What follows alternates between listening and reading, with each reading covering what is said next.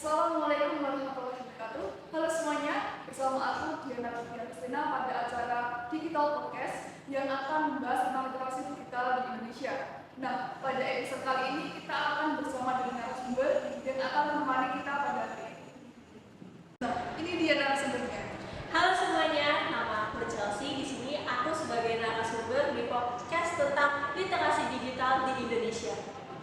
Jadi kita mau ngomong apa nih, Kak? Nah, kita akan ngomong tentang aplikasi TikTok, Kak. Oh, ya. Nah, apa kamu sudah familiar dengan aplikasi TikTok?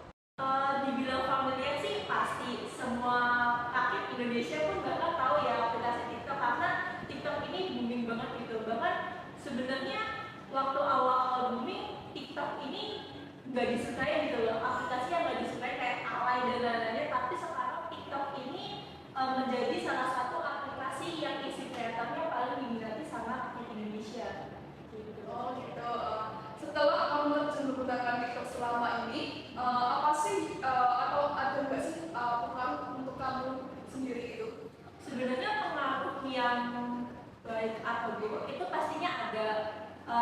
Pengaruh general atau netralnya juga ada. Kalau misalnya positifnya pasti ini kan aplikasi tentang content creator gitu-gitu kan, pasti aplikasi ini tuh dibentuk untuk membuat orang yang menikmati itu merasa happy, senang, terus kayak kalau misalnya lagi ada waktu luang mereka kayak scroll FYP gitu-gitu kan. Nah, dampak positifnya sebenarnya kalau semisal aku mau cari kesenangan nih, aku carinya tuh di TikTok gitu. Aku searching hal-hal yang bikin aku suka, kayak mungkin kayak pop aku nyari di TikTok, konten-konten yang dibuat sama para fans gitu kan banyak banget ya fragment-fragment atau apa lainnya di TikTok. Nah itu dampak positifnya. Kalau misalkan dampak negatifnya nih, pengaruh buat aku jadi lupa waktu karena mungkin ini dibuat oleh orang yang mencetus TikTok emang pentingnya apa ya, algoritma sama kayak membuat audiensnya itu merasa senang menggunakan TikTok gitu. Mungkin dari Mbak Tati sendiri, apakah anak muda sekarang itu masih berpengaruh soal itu ataupun sudah ada yang bergerak untuk melakukan lebih produktif daripada konsumtif?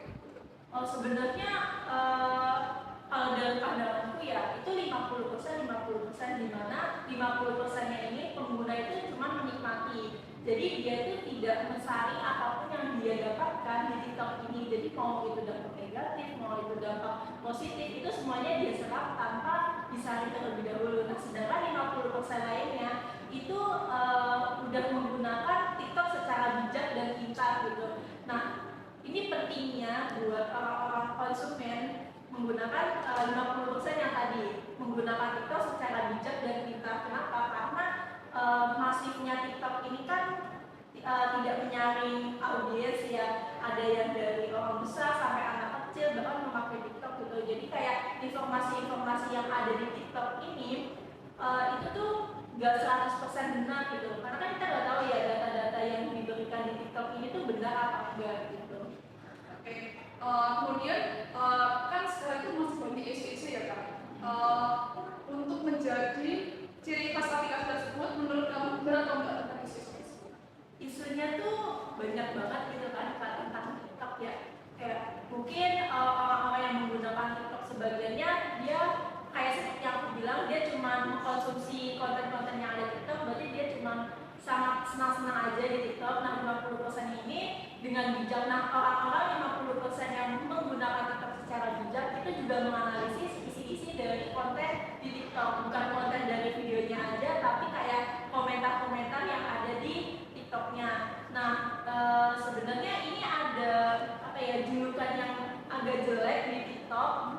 Kalau kata anak-anak UX, TikTok itu kayak aplikasi kandang monyet katanya gitu. Kenapa kayak gitu? Karena di TikTok ini banyak banget komen-komen yang sebenarnya out of context, terus gak sesuai sama konteksnya, terus kayak yang tadi aku bilang informasi-informasi yang diberikan itu tuh gak sesuai dengan data, tapi ketika diberikan data yang benar oleh konsumen yang lain yang 50% menggunakan aplikasi dengan bijak ini, 50% yang lainnya tuh gak menerima itu, gak menerima dalam artian dia tuh gak percaya sama data yang diberikan diberikan gitu.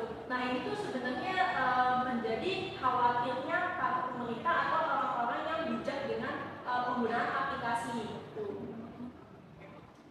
Dari apa yang kamu bilang tentang interaksi digital di aplikasi TikTok, nah seberapa besar atau maksudnya hal tersebut di sana sih? Kemudian apakah itu penting menjadi perhatian untuk diketahui?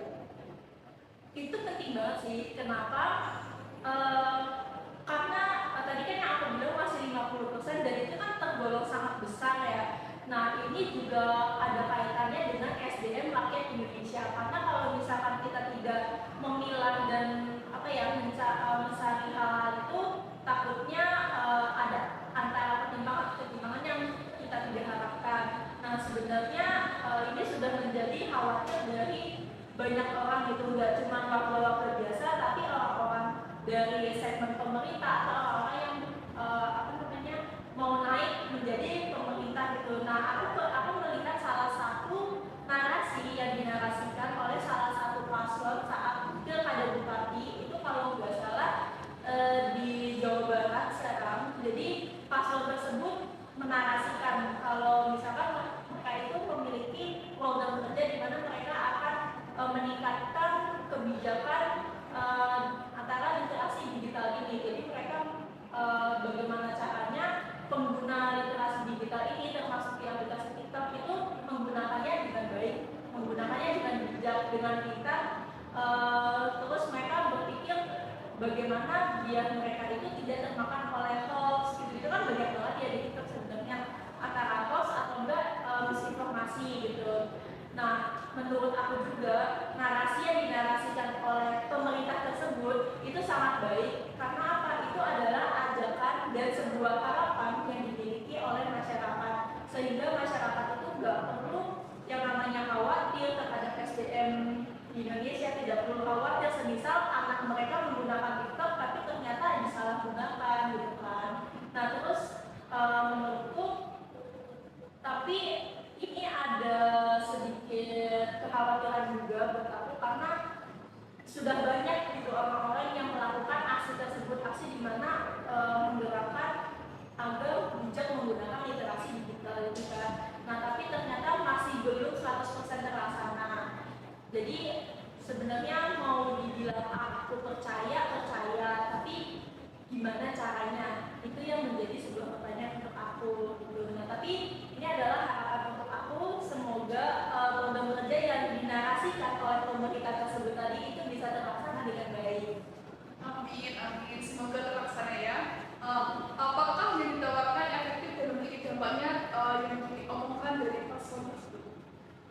Sebenarnya pasti efektif ya, karena beliau ini salah satu paslon yang mencalonkan dirinya sebagai pemerintah bupati di Serang tadi. Itu kan pasti kalau semisal beliau terpilih itu pasti suaranya dia didengar dan program kerjanya itu akan dilaksanakan gitu, dan dilaksanakannya ini juga diterapkan untuk kebutuhannya masyarakat tadi gitu kan, balik lagi ke masyarakat. Jadi menurutku ini sangat efektif dan memang harus dilakukan sejak dini gitu, bukan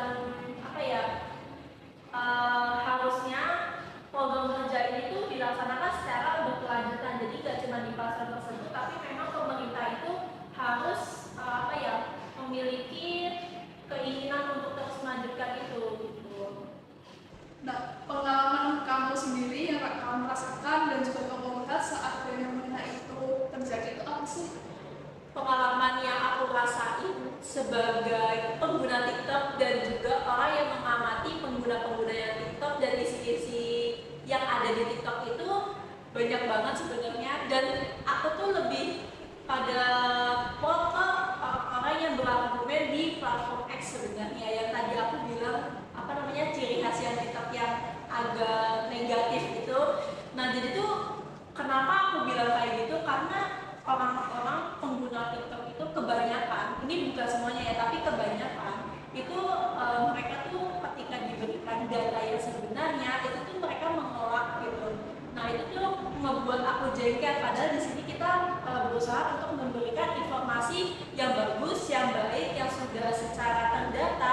Itu tuh malah disingkirkan begitu saja, itu kan gak boleh kan. Terus sebenarnya konten-konten yang ada di TikTok itu sebenarnya bukan cuma hanya kesenangan yang emang pengen kita cari gitu, tapi sebenarnya konten-konten yang sering masuk ke FYP atau For You page itu kayak konten-konten yang nggak baik gitu. Sebenarnya banyak kayak gitu kan, kayak konten-konten yang bisa dibilang zina gitu kan, banyak banget ya konten-konten yang sebenarnya nggak perlu dikontenkan atau itu sebuah aib si individu tersebut, itu tuh nggak perlu dipublikasikan menurutku. Nah, balik lagi ke TikTok ini kan penggunanya itu semua umur kan. Nah, aku tuh concernnya sama konten-konten yang nggak baik itu malah dilihat sama anak-anak. Itu yang menjadi sebuah permasalahan setelah literasi digital ini. Nah, untuk dari Mbak Sari sendiri itu harapannya apa sih untuk Harapannya itu banyak banget. Harapannya ini untuk seluruh rakyat Indonesia yang menggunakan TikTok tersebut. Kan tadi aku sudah menjelaskan mulai dari dampak positifnya, mulai dari dampak negatifnya juga, itu aku kasih tahu semuanya.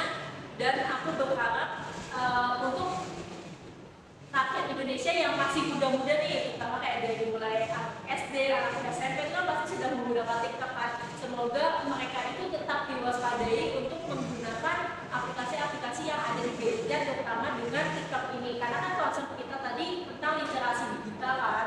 Nah, itu harapan aku yang pertama. Kemudian harapan yang kedua, semoga semakin banyak orang-orang yang akan memperkasai dan memperjuangkan tentang literasi digital ini untuk memajukan SDM rakyat di negara kita juga.